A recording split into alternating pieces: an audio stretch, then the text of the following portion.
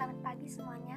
Kami dari kelompok Aglonema Bikroy dan Aglonema Rutondum dari kelas 12 IPS 3 SMA Negeri 5 Medan.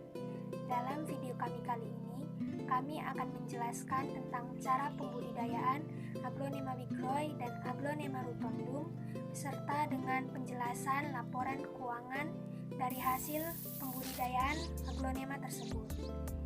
Sebelum memasuki sesi penjelasan, saya akan memperkenalkan anggota kelompok yang terdiri dari Andini Nur Rahma Lubis, Elizabeth Afrina Manurung, Kailila Sadira Ginting Munte, dan Muhammad Dio Hafiz. Aglonema atau Sri Rezeki atau bisa disebut juga sebagai Chinese Evergreen adalah tanam hias daun yang daya tarik utama keindahannya terletak pada daunnya, sehingga memiliki nilai ekonomis yang tinggi. Orang yang pertama kali membudidayakan tanaman aglonema adalah orang Cina. Indonesia sendiri sekitar tahun 1980 secara bertahap mengembangkan aglonema yang berwarna-warni. Ada dua hasil persilangan yang terkenal baik di mancanegara maupun di Indonesia. Dengan nama Pride of Sumatra dan Donald Carman, aglonema ini merupakan aglonema yang pertama yang berwarna merah. Tanaman aglonema termasuk tanaman pertumbuhannya lambat. Padahal permintaan pasar akan tanaman tersebut tinggi. Variasi harga satuan aglonema berkisar puluhan ribu sampai ratusan juta rupiah. Harga hasil persilangan baru yang jumlah populasinya sedikit berkisar 1 atau 2 tanaman. Jadi ini dia bentuk bunga Bikroy kami dari kelompok kami. Kalau ini bunga Rutondum dari kelompok kami. Tanaman aglonema dimanfaatkan sebagai tanaman penghias ruangan karena keindahan tanaman tersebut terletak pada warna, corak, dan bentuk daun. Cara membudidayakan tanaman aglonema. Pada umumnya aglonema dibudidayakan secara vegetatif melalui stek batang. Akan tetapi tunas yang tumbuh hanya berkisaran 1-3 tunas saja. Sedangkan untuk proses tanaman ini diperlukan bahan tanaman lainnya sehingga merusak tanaman itu. Oleh karena itu, saat ini mulai digunakan yaitu metode kultur jaringan untuk membudidayakannya.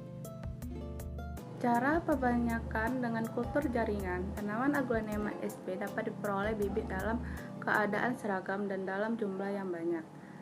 Cara yang dapat dilakukan yaitu dengan mikropropagasi mata tunas pada batang aglonema sp. Mikropropagasi menghasilkan tanaman aglonema sp yang steril dalam jumlah yang besar. Media dalam kultur jaringan yang ditambahkan zat pengatur tumbuh dapat mempengaruhi pertumbuhan dan morfogenesi explain. Perbanyakan tanaman aglonema dapat dilakukan dengan beberapa cara, yaitu generatif atau melalui biji dan vegetatif atau stek dan cangkok. Perbanyakan tanaman secara generatif melalui biji membutuhkan waktu tumbuh tanaman kecil sekitar 4-6 bulan dengan indukan yang telah berumur 6 bulan untuk dapat dipanen. Perbanyakan yang dilakukan secara vegetatif melalui cangkok dibutuhkan waktu hingga menjadi tanaman siap jual sekitar 5 bulan, dan untuk dilakukan pencangkokan lagi tanaman membutuhkan waktu 4 bulan kemudian. Sedangkan perbanyakan melalui stek batang mata tunas, untuk setiap mata tunasnya hanya menghasilkan tunas yang tumbuh 1 tunas dan membutuhkan waktu sekitar 50-75 hari tergantung genotip dari tanaman aglonema. Sebelum melakukan kegiatan pembudidayaan Aglonema Bikroy dan Aglonema Rutondum, terlebih dahulu kami membeli alat dan bahan yang akan diperlukan pada saat pembudidayaan Aglonema Bikroy dan Aglonema Rutondum. Berikut hasil laporan keuangan dari pembudidayaan Aglonema Bikroy dan Aglonema Rutondum.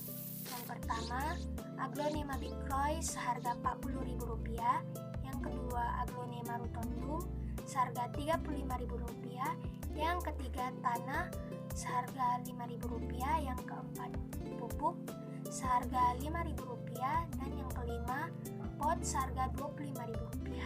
Total keseluruhannya ialah Rp110.000. Demikian penjelasan dari kelompok kami mengenai tanaman Aglonema microi dan Aglonema rotundum. Bila ada kesalahan kata, kami mohon maaf.